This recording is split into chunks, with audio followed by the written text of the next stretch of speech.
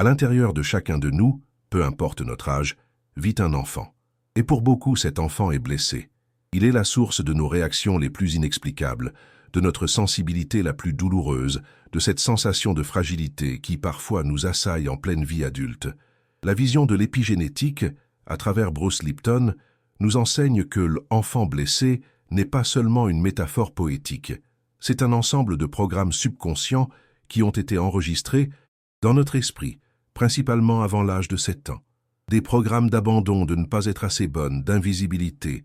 Et ces programmes tournent silencieusement dans notre système d'exploitation, dictant notre biologie, libérant des hormones de stress et nous maintenant, dans les moments de déclenchement, dans un état de réactivité infantile.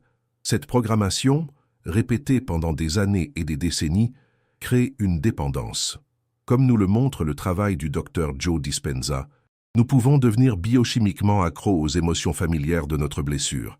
Notre corps s'habitue à l'adrénaline de l'anxiété du rejet, à la chimie familière de la tristesse, de la solitude. Et même si notre esprit veut la paix, notre corps, à un niveau cellulaire, peut continuer à recréer les situations qui nous apportent ces émotions familières. Le travail de guérison, par conséquent, n'est pas seulement psychologique. C'est le processus courageux de briser cette dépendance chimique et de reconditionner notre corps, patiemment, à un nouvel état d'être, celui de la sécurité et de l'amour généré de l'intérieur. Et cela nous amène à la question la plus alchimique de toutes, au cœur de notre voyage d'aujourd'hui.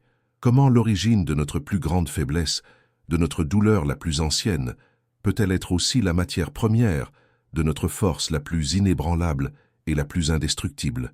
La réponse, que nous allons explorer à travers l'alchimie de la psyché de Carl Jung, est que tout comme dans la nature, c'est de la boue la plus sombre et la plus profonde que peut naître la fleur de lotus la plus pure et la plus radieuse.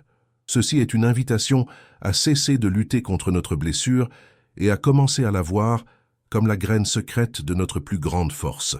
Le premier pas dans l'alchimie de notre force est de changer radicalement la façon dont nous voyons notre blessure. Le point de départ pour la plupart d'entre nous est la douleur de la honte. Ce sentiment profond que notre blessure, qu'elle soit d'abandon, de rejet, d'invisibilité, est un défaut de fabrication, une erreur dans notre conception qui nous rend inférieurs, endommagés, moins dignes d'amour. Et cette honte nous conduit à un effort épuisant pour cacher nos fissures, pour surmonter rapidement la douleur, pour présenter au monde une façade de normalité, tandis que, à l'intérieur, nous en voulons à la fragilité qui nous habite. C'est ici que la sagesse de Carl Jung nous offre une nouvelle lentille à travers l'archétype du guérisseur blessé. Dans de nombreuses cultures anciennes, le chaman, le guérisseur de la tribu, n'était pas la personne la plus forte ou la plus parfaite. C'était, presque toujours, quelqu'un qui avait traversé une grande maladie, une expérience de mort imminente ou une blessure profonde dans l'âme. C'est précisément à travers le voyage courageux dans sa propre obscurité que le guérisseur acquiert le pouvoir, la compassion et la sagesse pour pouvoir guider les autres. Sa blessure ne le disqualifie pas, elle l'initie, elle devient le portail vers son pouvoir. Si cette idée, celle que votre plus grande blessure est, en réalité, la source de votre plus grand pouvoir de guérison, résonne en vous comme une vérité libératrice, je vous invite à vous abonner à la chaîne et à donner votre like pour que ce message puisse atteindre plus de personnes qui ont besoin de l'entendre. Et c'est la révélation contre-intuitive qui peut transformer votre relation avec votre propre histoire. Votre blessure n'est pas une erreur sur votre chemin, elle est votre chemin. Elle est le point d'entrée parfaitement désigné par votre âme pour l'apprentissage le plus crucial de votre vie. L'extrême sensibilité que votre blessure a créée, la douleur qu'elle vous a causée, sont les outils qui vous ont forcé à développer les muscles de votre âme. La blessure de l'abandon vous a forcé à développer le muscle de l'autosuffisance. La blessure de l'invisibilité vous a forcé à développer le muscle de l'empathie. Une vie parfaite et sans blessure vous aurait laissé faible et superficiel. Votre blessure vous a donné de la profondeur. L'invitation ici est à un acte de rebaptême, une nomination de votre initiation. C'est une invitation à cesser de raconter l'histoire de votre douleur du point de vue de la victime et à commencer à la raconter du point de vue de l'apprenti.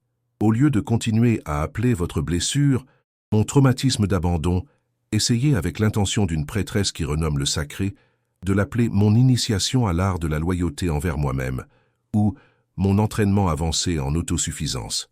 Le changement de nom change l'énergie. Il transforme le plomb de la honte en l'or de la sagesse. La plus belle métaphore symbolique de ce processus est celle du kintsugi, l'ancien art japonais de réparer la céramique avec de l'or. Lorsqu'un vase précieux se brise, les maîtres kintsugi ne le jettent pas ni n'essaient de cacher ses fissures. Ils font le contraire. Ils assemblent les morceaux avec une laque spéciale mélangée à de la poudre d'or. Les fissures ne sont pas dissimulées. Elles sont célébrées, mises en valeur, transformées en la partie la plus belle et la plus significative de l'histoire de la pièce. Le vase devient plus précieux et unique, non pas bien qu'il ait été brisé, mais précisément parce qu'il a été brisé et guéri avec de l'or. Votre blessure est la fissure qui, lorsqu'elle est remplie de la lumière dorée de votre propre conscience et de votre amour, devient votre signature de beauté, de force et de singularité dans le monde. Une fois que nous osons regarder notre blessure, non pas comme une honte, mais comme un point d'initiation sacré, le pas suivant dans le voyage est le plus intime de tous, l'expédition de sauvetage. Le point de départ ici est la douleur de la quête incessante. C'est la recherche d'un partenaire, d'un ami, d'un thérapeute, d'un gourou, qui puisse enfin guérir notre enfant intérieur. C'est le schéma de projeter notre besoin profond d'un sauveur sur une autre personne, en espérant qu'elle nous donne enfin l'amour, la sécurité et la validation qui nous ont manqué dans le passé, et nous libère de notre douleur. L'erreur invisible qui nous maintient dans ce cycle de dépendance est la croyance qu'une autre personne peut, de manière permanente, combler notre vide intérieur. Un partenaire peut aimer votre enfant. Intérieur, il peut être gentil avec lui, mais il ne pourra jamais être son père ou sa mère. Essayer de mettre un partenaire dans ce rôle, aussi bien intentionné soit-il, est la recette du désastre. Cela crée une dynamique de dépendance qui étouffe l'amour et, inévitablement, génère du ressentiment des deux côtés, car aucun adulte n'a été fait pour être le parent d'un autre. C'est ici que la force inébranlable naît véritablement, à travers un concept psychologique puissant, le parentage, conscient de soi. La vraie force, la vraie autonomie, fleurit au moment exact où votre adulte d'aujourd'hui, la femme que vous êtes devenue, prend la décision consciente et souveraine de devenir la source primaire d'amour, de sécurité et de validation pour votre enfant d'hier. C'est le moment où vous cessez de chercher des pères et des mères de substitution dans le monde et devenez, avec toute votre force et votre compassion, votre propre matriarche et votre propre patriarche. L'invitation ici est à un dialogue d'accueil, une pratique de visualisation qui peut guérir d'anciennes blessures. Dans un moment de silence, fermez les yeux et visualisez votre enfant à l'âge où il a été le plus blessé. Voyez-le devant vous, petit et effrayé. Et maintenant, voyez votre version adulte d'aujourd'hui, avec toute la sagesse et la force que vous avez déjà accumulées, s'approcher de lui avec une gentillesse infinie. Agenouillez-vous pour être à la hauteur de ses yeux et demandez le cœur ouvert, mon amour, de quoi avais-tu le plus besoin à cette époque et qu'on ne t'a pas donné? Écoutez sa réponse, qui peut venir en mots, en sentiments, en images. Peut-être dira-t-il de sécurité ou de quelqu'un qui croyait en moi. Et alors, regardez-le droit dans les yeux et faites la promesse que vous seul pouvez tenir. Je suis là maintenant et je ne t'abandonnerai plus jamais. Sentez cette promesse vibrer dans chaque cellule de votre corps. La métaphore émotionnelle de cet acte héroïque est celle du sauvetage au sous-sol. Imaginez que votre psyché est un immense château, mais depuis des années, vous entendez un pleur venant d'une porte verrouillée au sous-sol. C'est votre enfant blessé, et par peur, vous avez passé votre vie à essayer d'ignorer les bruits, en augmentant le volume de la musique, en invitant des gens à des fêtes bruyantes. La guérison, l'expédition de sauvetage, c'est le moment où vous, l'héroïne de votre propre histoire, éteignez la musique. Prenez une lanterne qui est votre conscience et une couverture chaude qui est votre compassion. Descendez les escaliers poussiéreux, déverrouillez la porte et en voyant cet enfant recroquevillé dans le noir, ne ressentez ni honte ni colère, juste un amour immense. Et vous tendez la main et dites « Je suis venu te chercher. Montons à la lumière, ensemble. » Après avoir sauvé notre enfant intérieur du sous-sol, le voyage nous amène à l'un des pas les plus alchimiques, la transformation de nos symptômes. Le point de départ ici est la haine que nous ressentons pour les défauts que notre blessure a créés. C'est la lutte constante contre notre manque affectif, notre réactivité, notre anxiété, notre peur du rejet. Nous voyons ces traits comme des preuves de notre imperfection, comme des ennemis à combattre et à éliminer. Et, paradoxalement, plus nous luttons contre eux, plus ils deviennent forts, car l'énergie de notre attention les nourrit. La sagesse de Carl Jung nous apprend à regarder ces symptômes d'une manière radicalement différente. Pour lui, un symptôme névrotique n'est pas le problème. C'est la tentative de la psyché de communiquer avec nous et de se guérir. Le symptôme est un messager. Votre manque affectif n'est pas un défaut. C'est un cri désespéré de votre enfant intérieur pour plus d'amour-propre et plus d'attention de votre part adulte. Votre réactivité n'est pas un défaut. C'est un système d'alarme incendie déréglé qui a besoin d'un adulte calme pour dire « Tout va bien, nous sommes en sécurité ». Lutter contre le symptôme, c'est comme tirer sur le messager. Et la révélation contre-intuitive ici est que chaque défaut généré par votre blessure est, en réalité, la graine d'une grande force. C'est un super pouvoir à l'état brut, attendant d'être poli. L'enfant qui a vécu avec la blessure de l'abandon et qui, comme symptôme, a développé un manque affectif et une peur profonde de la solitude, lorsqu'il guérit, devient un adulte avec une capacité presque surhumaine pour la loyauté, la présence et la création de liens profonds et sûrs. Sa douleur a fait de lui un maître dans l'art de la connexion. L'enfant qui a vécu avec la blessure de l'invisibilité et qui, comme symptôme, est devenu un observateur anxieux, essayant toujours de plaire lorsqu'il guérit, développe une sensibilité de radar pour les émotions d'autrui. Il devient un adulte avec une empathie viscérale, avec la capacité rare de faire en sorte que les autres se sentent, peut-être pour la première fois, vraiment vus et compris dans leur âme. L'enfant qui a subi une grande injustice et qui, comme symptôme, a développé une colère réactive contre le monde, lorsqu'il guérit, transmute ce feu. Il devient un adulte avec un sens de la vérité et de l'intégrité inébranlable. Il devient un défenseur féroce des valeurs, une personne dont la parole a le poids de la droiture. Si l'idée que votre plus grand défaut est, en réalité, la graine de votre super pouvoir le plus rare, vous remplit d'espoir et vous aide à vous regarder avec plus de compassion, envisagez d'activer la cloche de notification pour ne pas manquer les prochaines étapes de ce voyage de transformation. L'invitation ici est à une pratique d'alchimie, une traduction du super pouvoir. Prenez votre principal défaut, celui qui vous fait le plus honte, et, au lieu de lutter contre lui, demandez-lui avec la curiosité d'une scientifique de l'âme, « Quelle est ton intention positive pour moi? Si tu étais un super pouvoir déguisé, lequel serais-tu » Commencez à vous identifier au pouvoir latent qui existe sous le symptôme apparent. Embrassez la loyauté qui se cache dans votre manque affectif. Honorez l'empathie qui se cache dans votre sensibilité. La métaphore finale de cette alchimie est celle de l'huître et de la perle. Notre blessure originelle est comme un grain de sable tranchant qui envahit la chair molle et vulnérable de l'huître. C'est une source de douleur, d'irritation. Pour se protéger, l'huître patiemment commence à couvrir ce grain de couches et de couches de sa propre essence la plus brillante, le nacre, année après année. Et, avec le temps, sa plus grande source de souffrance se transforme en une perle d'une beauté et d'une valeur inestimables. Votre force la plus inébranlable, votre plus grand cadeau au monde, est la perle qui n'a pu être créée qu'à cause de la blessure que vous avez un jour tant souhaité ne pas avoir. Après avoir transmuté notre douleur en perle, le voyage nous amène à découvrir le but de ce bijou. Le point de départ ici est la douleur subtile de la croyance d'être endommagé. C'est la sensation que, parce que nous avons traversé ce que nous avons traversé, parce que nous portons nos cicatrices, nous avons moins à offrir au monde que ces personnes qui semblent avoir eu une vie plus facile, plus linéaire, sans autant de ruptures. C'est la honte de se sentir, d'une certaine manière, désavantagé, comme si notre histoire de douleur nous disqualifiait pour une vie de plénitude et de service. Nous commettons une erreur invisible, poussée par une culture qui idolâtre la perfection, en croyant que la force vient de l'absence de cicatrices.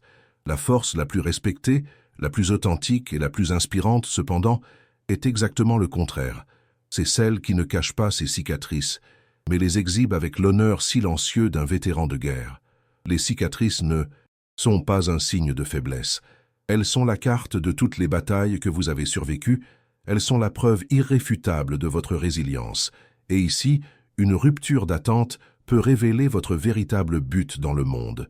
Une fois que l'alchimie se produit, une fois que vous remplissez vos fissures avec l'or de la conscience, votre blessure guérie devient votre plus grand don à l'humanité. Votre capacité à vous connecter à la douleur d'autrui n'est plus théorique. Elle est viscérale. Vous n'offrez plus une sympathie distante, vous offrez une empathie résonante. Votre présence, qui a déjà connu les profondeurs de la souffrance, devient un espace sûr et sacré de guérison pour les autres, car votre âme, silencieusement, dit à l'âme de l'autre « Je sais, j'y suis allé, et si j'ai réussi à revenir, tu le peux aussi ». La conséquence pratique et inévitable de cette transformation est que vous cessez de vous relationner à partir de votre blessure, du besoin, de la peur, de la recherche d'un sauveur, et vous commencez enfin à vous relationner à partir de votre force, à partir de la sagesse de votre perle, et cela change complètement le type de personne que vous attirez et le type de relation que vous êtes capable de construire. Vous ne cherchez plus quelqu'un pour combler votre vide, mais pour partager votre plénitude. Si l'idée que votre histoire, avec toutes ses cicatrices, est votre plus grande qualification pour aider et guérir le monde, vous émeut et vous donne un nouveau sens du but, je vous invite à donner votre like à cette vidéo et à vous abonner à la chaîne afin que nous puissions continuer à renforcer cette vision ensemble. La métaphore émotionnelle pour ce don est celle du médecin qui a survécu à la maladie. Imaginez deux médecins. Le premier est brillant, il a étudié dans les meilleurs livres, il connaît tous les protocoles. Il peut vous offrir un traitement technique et parfait pour une maladie. Le second médecin est aussi brillant, mais il a personnellement survécu à cette même maladie à laquelle vous êtes confronté. Il connaît non seulement la science de la maladie, mais le voyage de l'âme à travers elle. Il peut vous offrir quelque chose qu'aucun livre ne peut enseigner, une compréhension profonde qui naît de l'expérience, un espoir authentique qui est incarné et une carte compatissante du chemin. Lorsque vous guérissez votre blessure, vous ne devenez pas seulement une survivante, vous devenez ce second type de médecin, une médecin de l'âme. Après que notre blessure se soit transformée en notre plus grand don, la prochaine étape du voyage est d'apprendre à faire confiance à notre nouvelle force. Le point de départ ici est la peur que les anciens schémas reviennent. C'est la méfiance envers notre propre capacité à maintenir la guérison. C'est cette crainte subtile que, au premier signe d'un nouveau déclencheur, d'un nouveau défi, nous allons glisser à nouveau au fond du puits, prouvant que notre transformation n'était pas réelle. C'est la sensation de marcher sur des œufs dans notre propre paix nouvellement conquise. La neuroscience nous offre une consolation et une certitude face à cette peur. Des concepts comme le élagage synaptique et la remyélinisation nous montrent que, en cessant de pratiquer les anciens chemins neuronaux de la réactivité de notre enfant blessé et en pratiquant, de manière constante et répétée, les nouveaux chemins du parentage de soi et de la compassion, notre cerveau littéralement se reconstruit. Les anciennes connexions, les anciennes habitudes de pensée et de sentiment, par manque d'utilisation, commencent à s'affaiblir et à être élaguées. Et les nouvelles connexions, celles que nous pratiquons tous les jours, deviennent plus fortes, plus rapides et plus efficaces, à travers un processus appelé myélinisation. Votre force n'est pas une décision que vous prenez une fois, c'est une nouvelle architecture que vous construisez dans votre propre cerveau. Et ici, une révélation contre-intuitive redéfinit ce que signifie être fort. La force inébranlable n'est pas un état de vigilance constante contre la faiblesse. Ce serait épuisant. La vraie force est un état de relaxation. C'est la confiance sereine qui naît de savoir que, même si une vague de douleur ou de peur vient, vous possédez maintenant un océan de compassion et de conscience intérieure qui est assez vaste pour l'accueillir et la dissoudre. La force n'est plus l'absence de vagues, mais la conscience que vous êtes l'immensité de votre propre océan. L'invitation ici est que vous deveniez la gardienne de votre propre transformation à travers un journal de preuves de votre nouvelle force. Au lieu de vous concentrer sur la peur que l'ancien schéma revienne, l'invitation est que vous, activement, cherchiez et notiez les petites preuves quotidiennes que la nouvelle architecture est déjà en place. Notez ces situations où, dans le passé, vous auriez réagi à partir de votre enfant blessé et comment aujourd'hui vous avez réussi, peut-être avec effort, à réagir à partir de votre adulte centrée et compatissante. Célébrer ces petites victoires n'est pas un acte d'ego, c'est un acte de renforcer, avec votre attention, les nouveaux et sains chemins neuronaux que vous construisez. La métaphore symbolique de cette nouvelle structure est celle du séquoia géant. Imaginez que votre blessure originelle était comme un rocher immense et irrégulier, enterré sous la terre, exactement là où votre graine de potentiel a été plantée. Au début, cela semblait un obstacle insurmontable, mais vos racines, dans leur sagesse lente, patiente et persistante, n'ont pas essayé de détruire le rocher. Elles ont commencé à pousser autour de lui, à le contourner, à l'embrasser, à l'incorporer dans leur propre fondation. Aujourd'hui, en regardant de l'extérieur, le monde ne voit qu'un séquoia magnifique, imposant et inébranlable. Mais au fond de sa base, intégré à son noyau, se trouve encore ce même rocher. Il n'a pas disparu, mais il n'est plus un obstacle. Il est devenu la pierre angulaire, silencieuse, de votre immense et enracinée force. À la fin de ce voyage alchimique, nous arrivons à sa conclusion la plus belle et la plus sacrée. Le but de tout ce travail de guérison n'est pas d'éliminer ou de se débarrasser de votre enfant intérieur, comme s'il était un problème. La vision finale de Carl Jung nous enseigne que le but est de guérir ses blessures pour qu'il puisse enfin se transformer en sa forme archétypale la plus élevée, l'enfant divin. L'enfant divin, pour Jung, est le porteur de notre potentiel futur, de notre joie spontanée, de notre créativité sans limite et de notre connexion avec le merveilleux et le sacré. Votre ancienne blessure, une fois guérie, se transforme en votre boussole, pointant toujours dans la direction de votre joie la plus authentique. Et cette transformation de l'enfant blessé en l'enfant divin est ce que le Dr. Joe Dispenza décrirait comme le passage de vivre à partir des mémoires du passé à vivre à partir d'une vision du futur, tandis que l'enfant blessé nous maintient piégés dans un cycle, recréant la biologie et les émotions familières de notre passé de douleur. L'enfant divin, maintenant guéri et en sécurité, nous permet de générer l'énergie d'un futur au potentiel illimité. Votre force inébranlable, alors, cesse d'être seulement une question de résilience à ce qui est passé et devient le pouvoir créatif de celui qui n'est plus défini par ses mémoires, mais bien par sa vision. Tout ce voyage de guérison et d'alchimie se termine, alors, par une question simple, mais radicalement transformatrice. Une question non pas pour votre esprit adulte, mais pour votre enfant, maintenant en sécurité dans les bras de votre compassion. Si votre enfant intérieur n'avait plus peur, s'il savait, avec une certitude absolue, que vous êtes là pour le protéger, à quoi voudrait-il jouer aujourd'hui? Que voudrait-il créer juste pour la pure et simple joie de créer? Donnez-lui le premier pas de cette joie, c'est le début de votre nouvelle vie. Pour sceller notre temps ensemble, je laisse une métaphore de clôture. Cessez de traiter votre enfant blessé comme une prisonnière à surveiller dans une tour, avec honte et peur qu'elle s'échappe et cause des problèmes. Voyez-la plutôt comme un prince ou une princesse exilée que vous venez de sauver d'une terre lointaine et cruelle. Ramenez-la dans votre château. Lavez ses blessures avec l'eau de la compassion.